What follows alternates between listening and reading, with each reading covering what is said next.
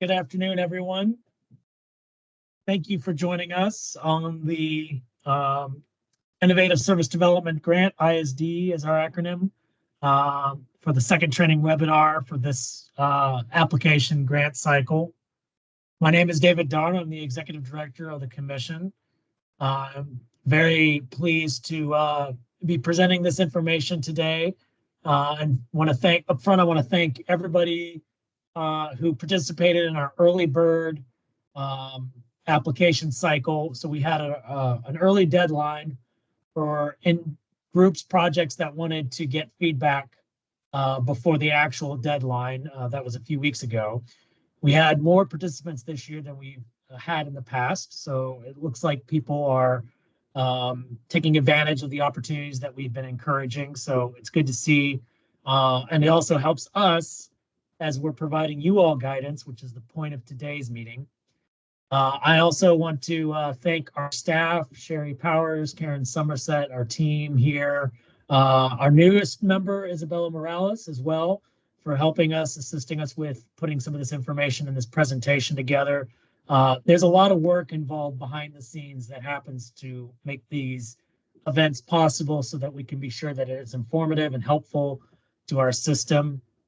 And ultimately, what we want to see are good projects to be funding under this grant. And I'll get into a little bit of the challenges that we're going to be facing going here into the next fiscal year. So as far as the breakdown of topics for today, we're going to have two segments of basically of information. One is going to be a recap of what the expectations are for this grant, which we did cover a little bit of that, or we covered the application process in our last webinar, which was on February 28th, I believe. And so if you go back to our website, you can find that information if you missed that. So we're going to expound on what we discussed at that last webinar for today. And then we're going to get into some of the feedback that we saw, or some of the common challenges, concerns with the early bird applications that we received to try to help assist our systems as they're getting ready to submit their final applications for April 30th. And then we will close with a opportunity for webinar participants who have questions that we could try our best to answer regarding your proposals or the application process in general. Just to kind of go over the rules today, this is a training webinar really designed for especially our community transportation coordinators who are interested in participating in the Innovative Service Development Grant Program. This meeting is being recorded. Debbie, is that right? Is it? I just want to be sure we're on recording right now. Yes, sir. Yes, sir. It's being recorded. Thank you. And so we will take that recording after this meeting and post it on our website, as well as this PowerPoint presentation. All audio phone lines are being muted. If it is not, please mute your line while we're doing the presentation.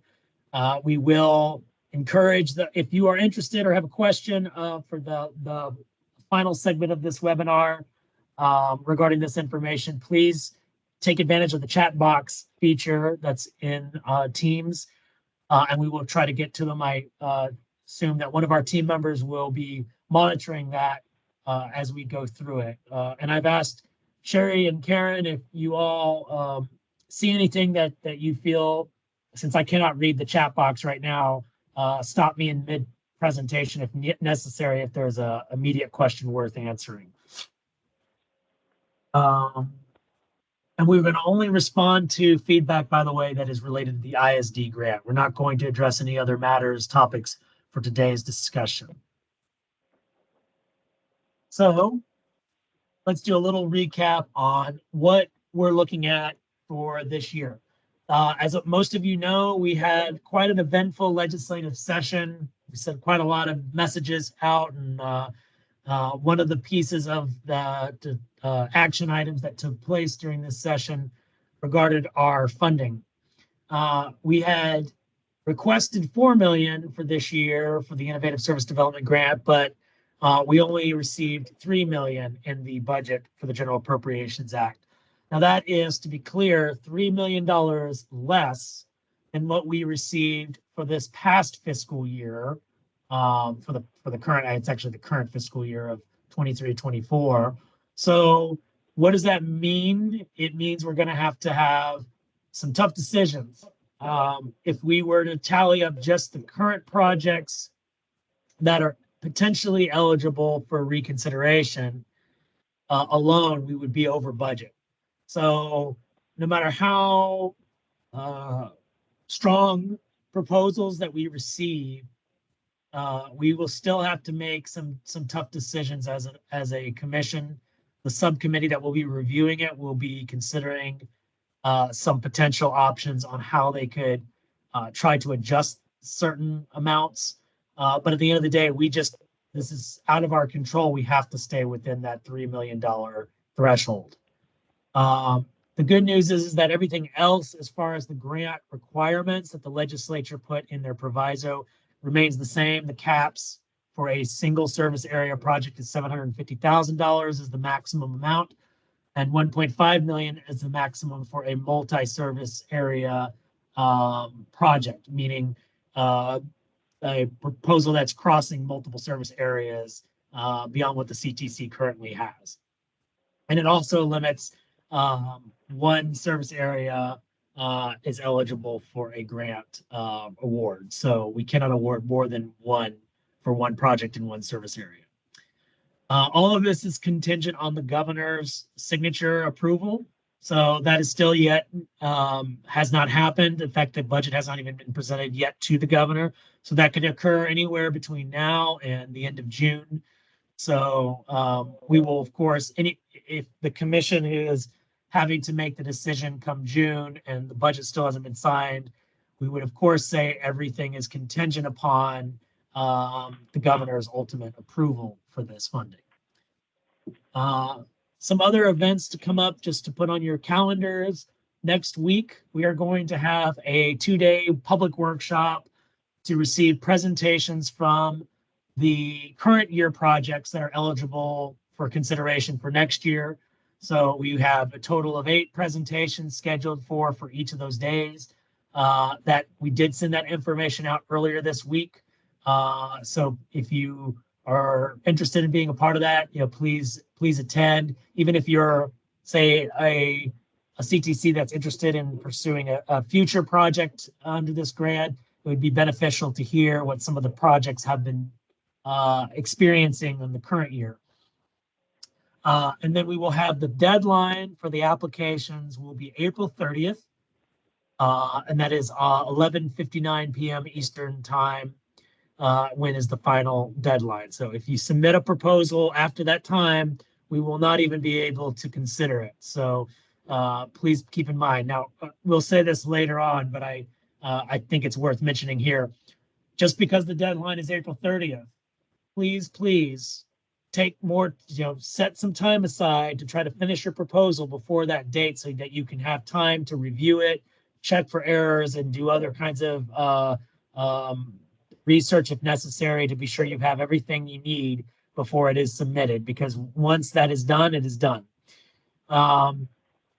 We will also have our commission meeting is scheduled for June 3rd in Tampa, and that will be expected to be when the commission will be approving the projects.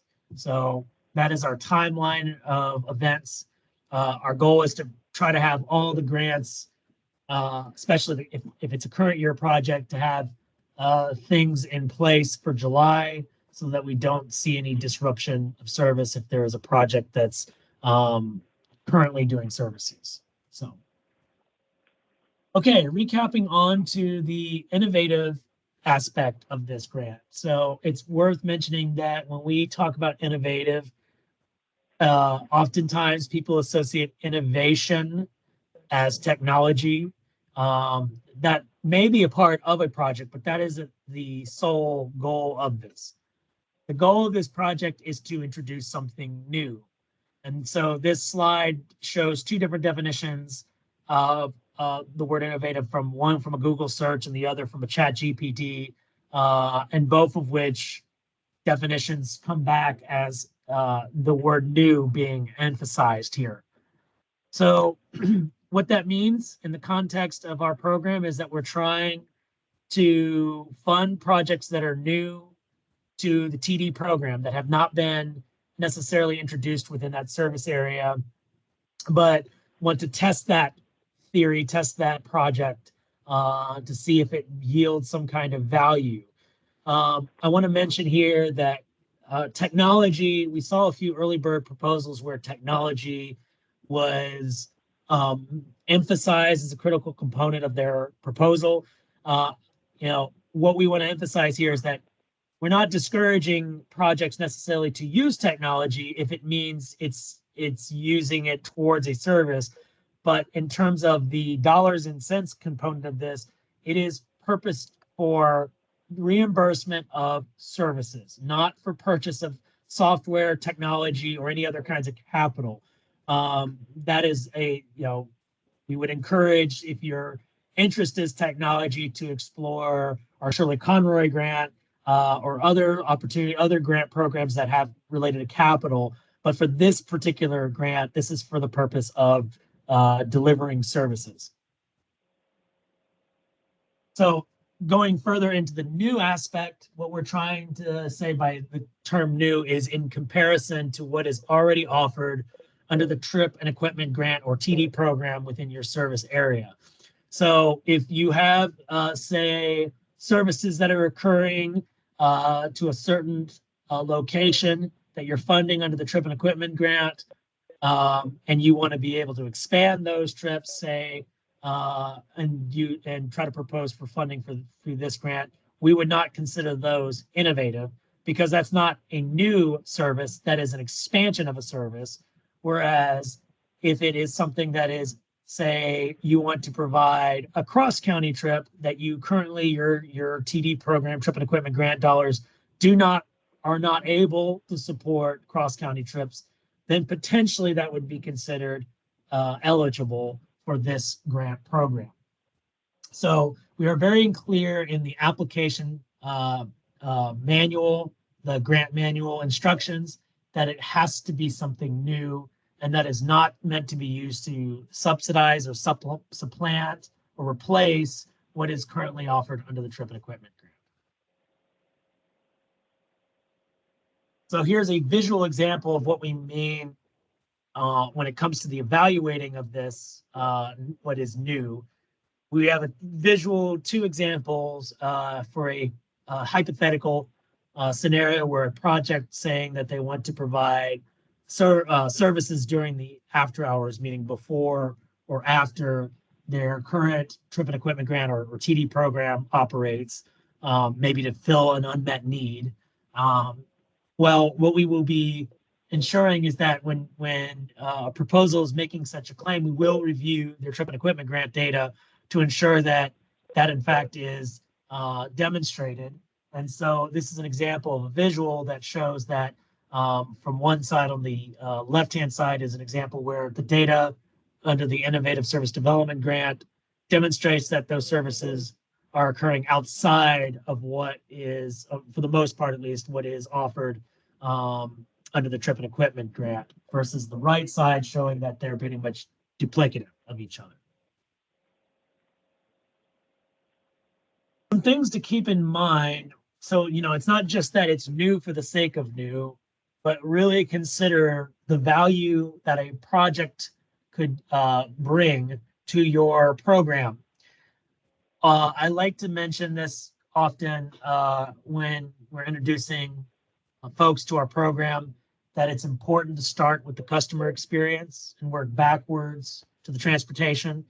And so think of that when you're putting your proposal together, to consider, how does this bring value to the customer experience, the individual riders? How does this advance their mobility? You're meeting an unmet need that you currently need, say, to go to a doctor's appointment or an employment trip, and that you could demonstrate that value if this project were funded. Then how does data be able to support that value and reinforce your claims? Say you have a strong underserved segment of the TD population that you can demonstrate. How would this project be able to meet that need showing with data how that tells your story, enhances your story. And this is something that's especially this year to keep in mind, because of the fact that we only have 3 million that we're working with, it has to stand out above the rest. Even though projects could have different goals, when it comes down to it, they're all competing for the same pot of money. So this is really important, is that you're thinking about when you're proposing it, how does your project stand out above all the other projects that this commission will be considering with the limited amount of funds that are available. And then always thinking when you're putting data together about the message of trust but verify. So if you make a claim in a proposal, and to be sure that it is accurate, that is a claim that you can validate with data. Rule number 1 we say is do not misrepresent information. So if a proposal says that we want to provide services during a time that we do not provide services currently under our trip and equipment grant, and then we find on the invoice data on the trip and equipment grant that those times actually do show up, there might be a reason, there might be some circumstance where that occurred, but if it's not explained in the proposal, then there is a conflict of what the information and the data are saying compared to what is in the proposal. So please be sure that with your reporting data that it is accurate, and in fact that it accurately represents the current circumstances. Remember that our performance, we're going to be evaluating based on the trip data that's reported in our invoice data. And thinking of innovative as new, testing, again, that's just reemphasizing that try to demonstrate how it would be new. I think these 3 points are really kind of touching on our mission statement, and our program is to be, coordination is supposed to be 3 components: cost effective, efficient, and reducing of duplication. So think about where can data potentially be used to reinforce that, whether it's the costs and the rates that you're proposing, efficiency, reducing maybe the travel times for an individual, and obviously the duplication would be something new that is not necessarily offered under the trip and equipment grant. Okay, now to the early birds.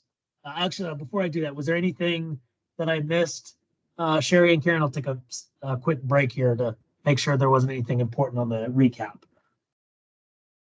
No, I'm good. I think you hit it. Right.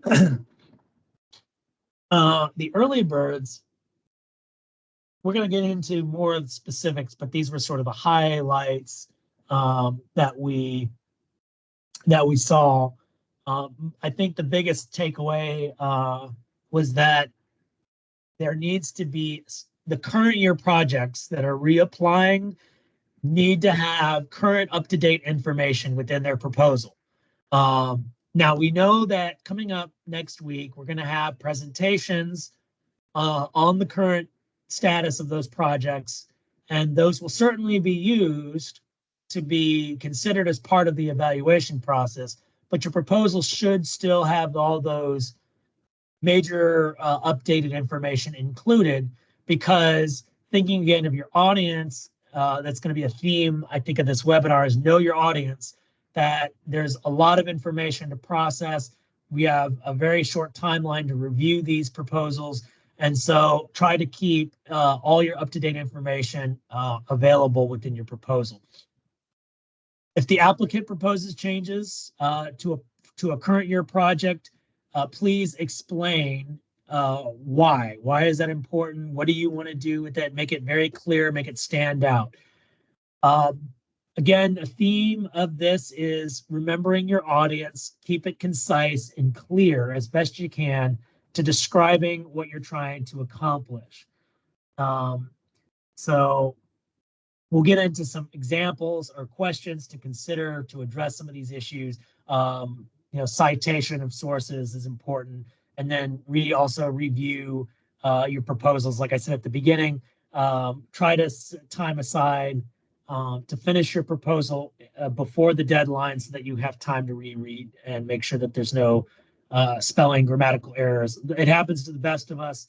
So a lot of this feedback is to ensure that you're being thorough. Even if you have a really good project, it can have mistakes like that. And again, with it being a very competitive year, those mistakes could make a big difference if you're not addressing those early on. So try to take time aside before April 30th to try to catch these things.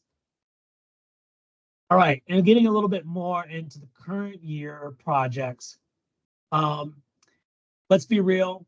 We all are busy. We all have full-time jobs and other things that we have to do, and we don't have time to start from scratch, some of us, to be able to rewrite an entire proposal from the beginning. I'll be honest and say that I too also many times have to put reports together, presentations together, and take what we've done in the past and try to use that as a starting point. And that's okay. It's okay to do that, but be sure that when you're doing it, that you are taking maybe those concepts, but then updating them and making sure that they are accurate to the current year that you're looking at. So many of the projects that we saw, the proposals for the early bird, it looked like they were from last year. They were basically for the same proposal with very little current year information that we could be able to evaluate. So please make sure that the information is up to date about the current outcomes and the progress of the project. So considering how far have you come along, looking at last year, because if you're using last year's proposal and you're seeing the goals you set, the estimates that you used to predict what you were going to do for the next 12 months or so, where are you now as of April 30th in that process? We understand that challenges can happen, things that go outside of the control of your organization. An example we've seen common among some of the projects have been procurement issues, securing a contract with a vendor or operator to do the services for the project. We can understand that these things can, you can have a good faith effort to try to address them, but if the proposal doesn't describe that clearly, it's going to be hard for us to when it comes to the evaluation as to understanding why that is.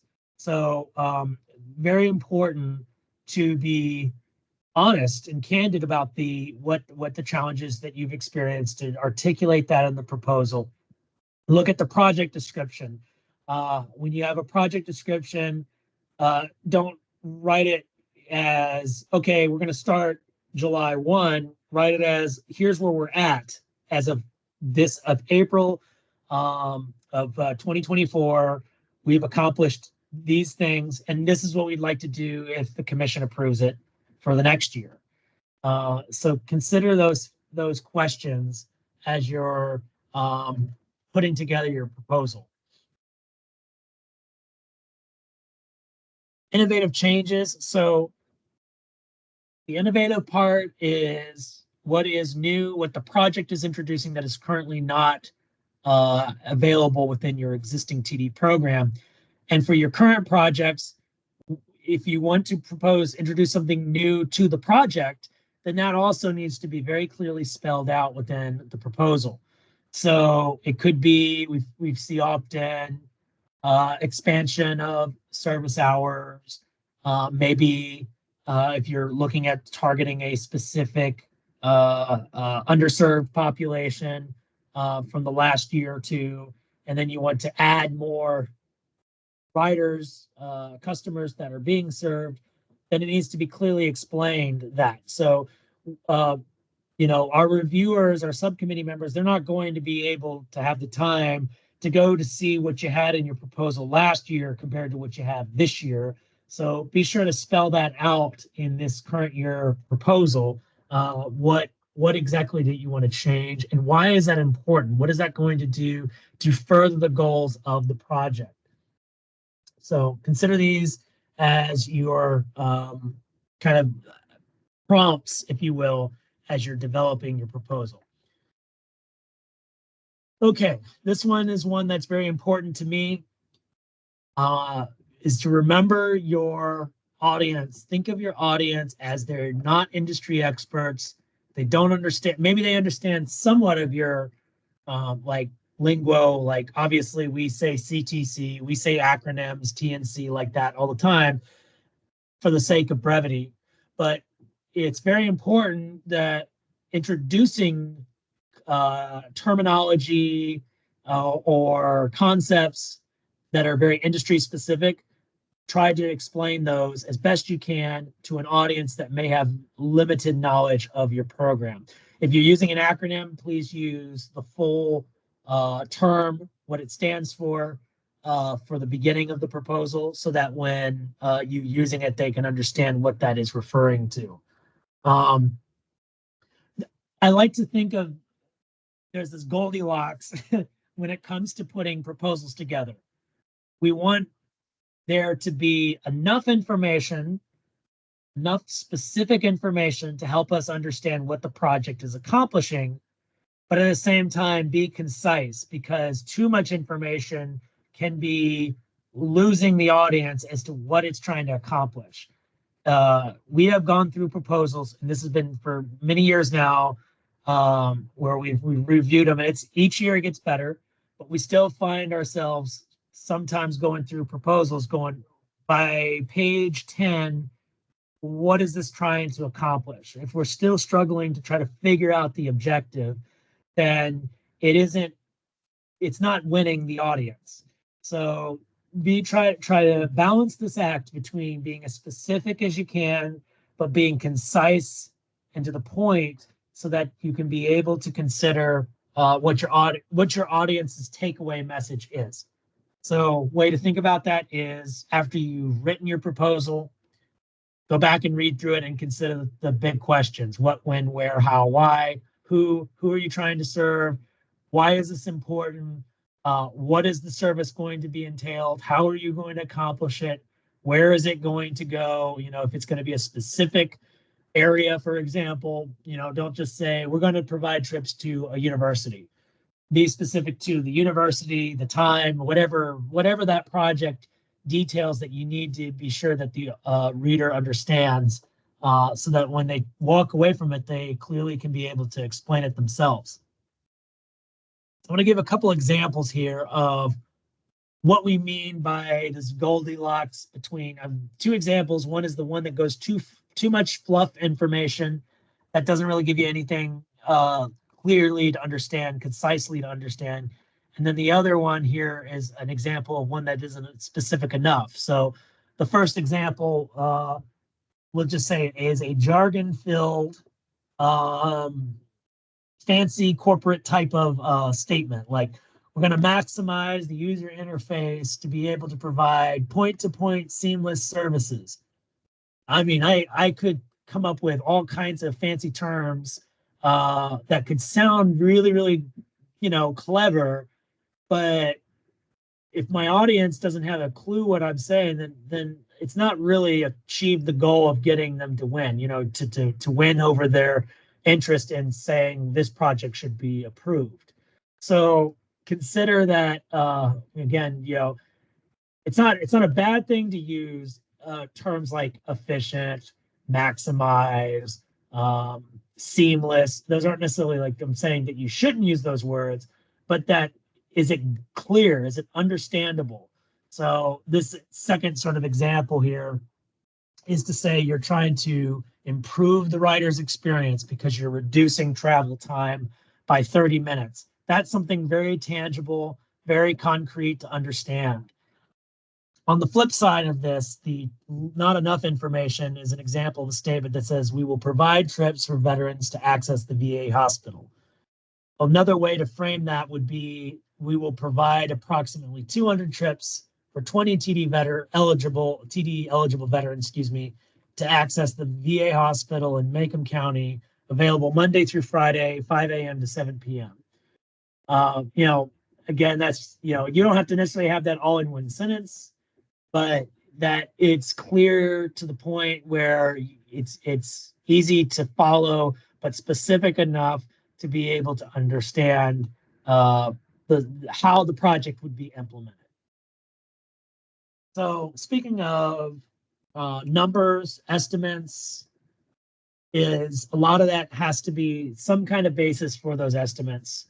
So where is that coming from? Where is the source of information? Please do not forget to cite your sources.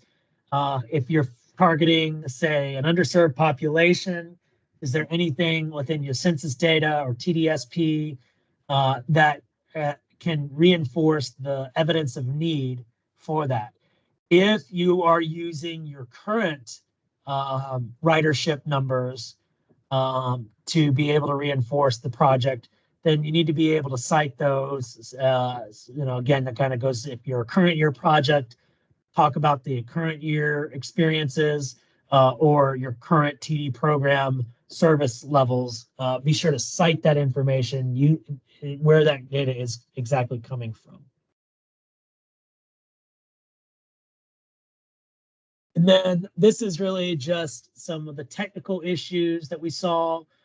We noticed there was a lot of spacing issues this early bird cycle. I don't know if that was, I think that my guess was that it was just not caught. It was an oversight on some of them. But also we understand that there is a page limit. And so there may have been an effort to also try to keep it within the page limit. Here's the thing about spacing.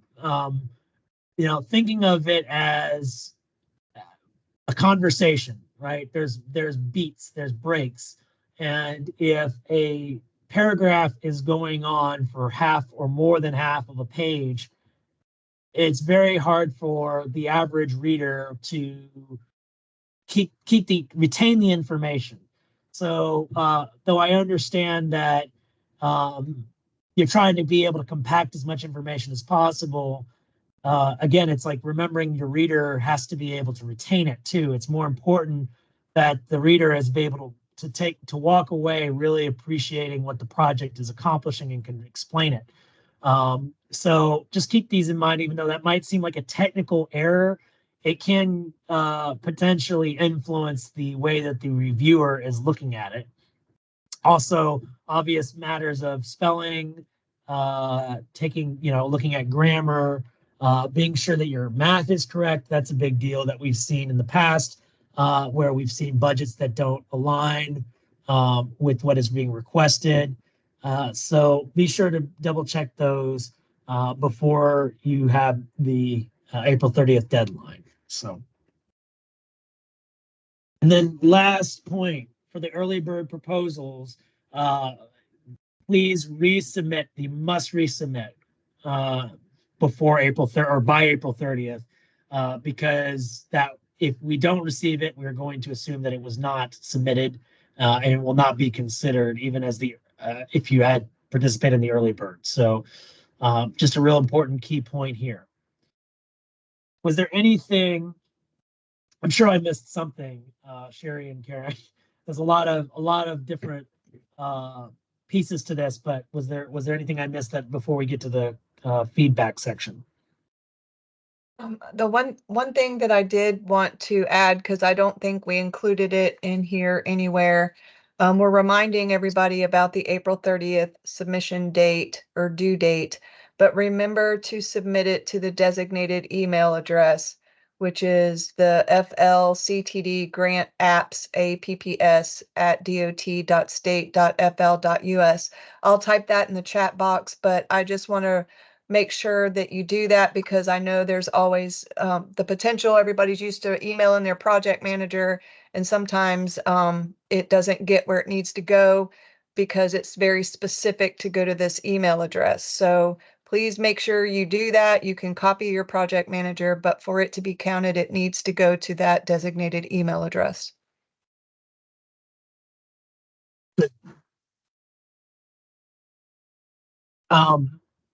Before we get to the webinar participation segment of this, we wanted to just recap some of the deadlines of, so April 30th is the final deadline to submit.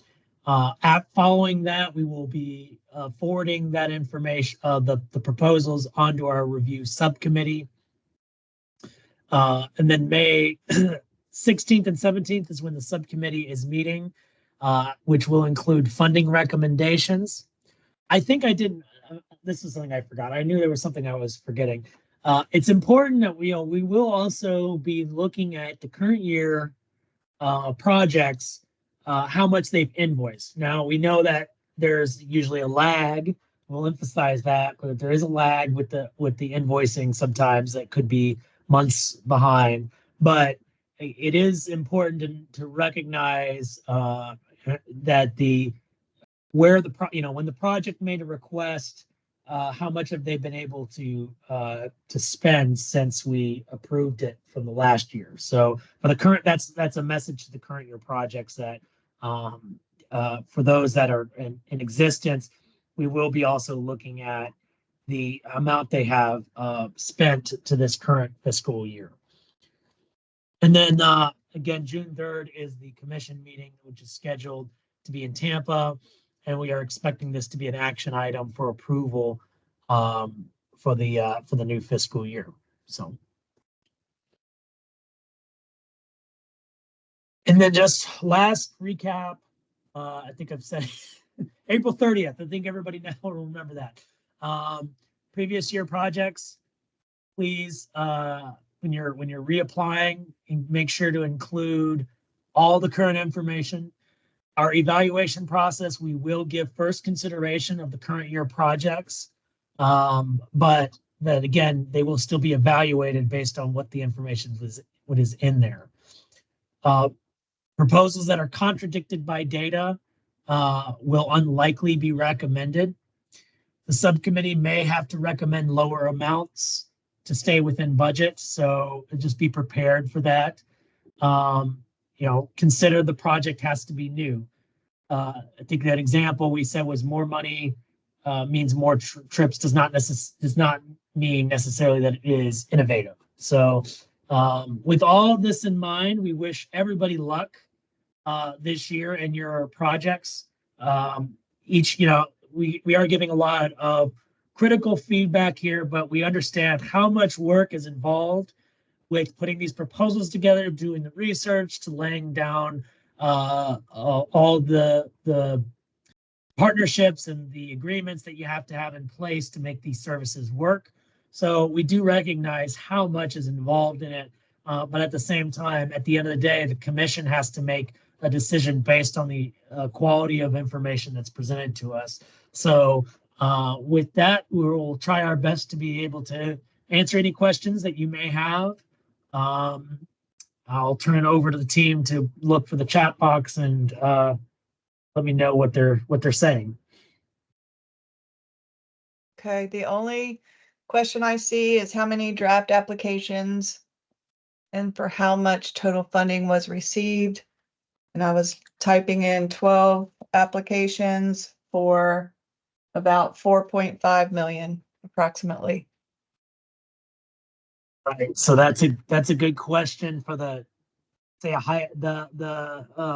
warm up hypothetical scenario that we do get all those applications again. Clearly we would have 1.5 million that would have to be not awarded, let's say, for lack of a better term, because of the 3 million limit on our budget.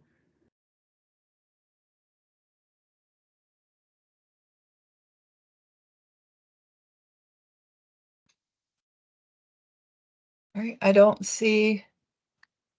Okay, here's one. You mentioned technology. Are mobile apps considered service or technology more for Conroy? And it sounds like a capital question. So I'll take a stab, but Sherry, you may want to help me elaborate if necessary here. We see proposals. We understand that they're going to be a service that you may want to, a new service that you want to introduce that may involve an app or a call center, or obviously a TNC, which is a technology-based transportation network company. And so we understand that technology could play a role in delivering the services for a project. But as far as if a proposal says, if we get this funding is intended to be used to buy something, and that's the basic premise of the project, it's going to likely be considered ineligible because of the fact that this funding is intended for the purpose of delivering services, for reimbursing of the new services that are being proposed. Did I explain that well enough, Sherry? Is there something else that you would want to add there? I think I'm going to add a little bit, and then Karen, you chime in if I don't add enough. So I can tell you that we have encouraged, if you have to hire new staff, or you're talking about purchasing upgraded software or doing any kind of thing like that, that it has to be incorporated into your overall total project cost. But as a project, it also must be justified on this end how much to invest in capital as part of being able, and how your project is going to serve a bigger purpose, and how it's going to fill a need. So I can tell you that we did receive an application that had the purchase of a vehicle. We're not going to purchase vehicles, whether it's included in your budget, inside of this type of a project. It's too big of a purchase, it's too big of a capital investment, and it's going to delay the project way too long. You're never going to get it off the ground in a year. So, if it's a simple, I need to get a couple of computers or something smaller that's more easy to accomplish, and it's going to do this for the project, and it's dedicated to this project, then it could be considered. But you're going to have to, it's going to be kind of on a how it's reviewed, or how it impacts the project. And then what is the project? Is it just because you get an app?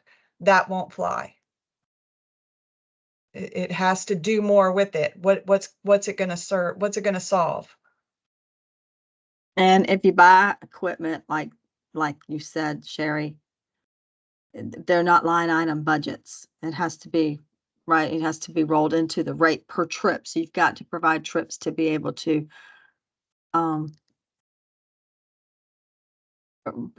be reimbursed for those services. Yeah, to recover your cost. Recoup the cost. Yeah.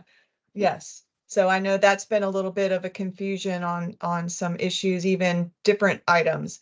We don't pay for a line item. We pay for the trip or the mile, that kind of thing.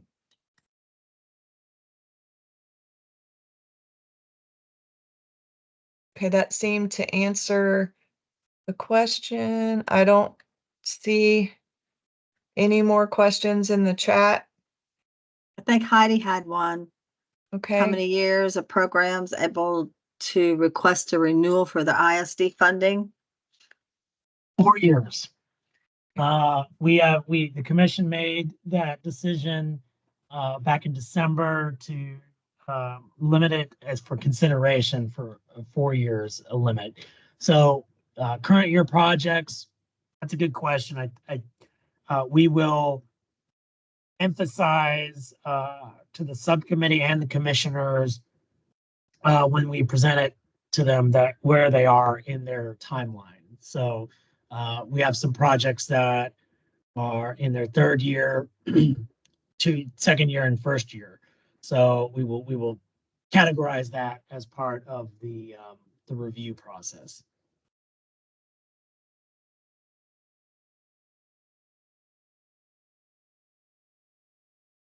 Okay. Karen, do you see any more? I don't see any. No, I don't see any more. Now's the time to ask questions, y'all.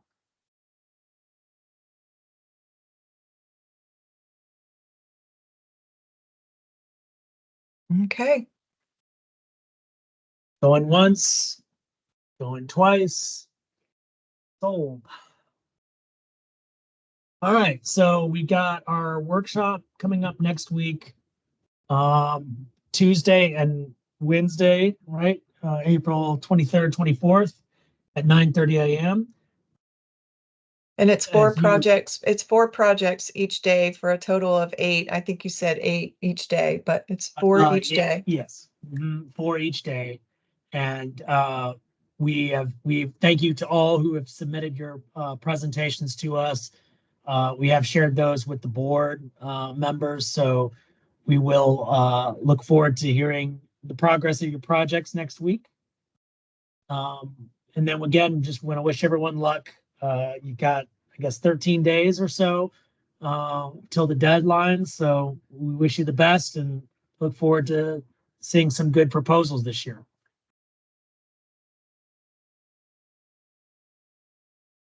All right, I'm going to say that's it. We'll close out. See everybody next week. All right. Thank everybody.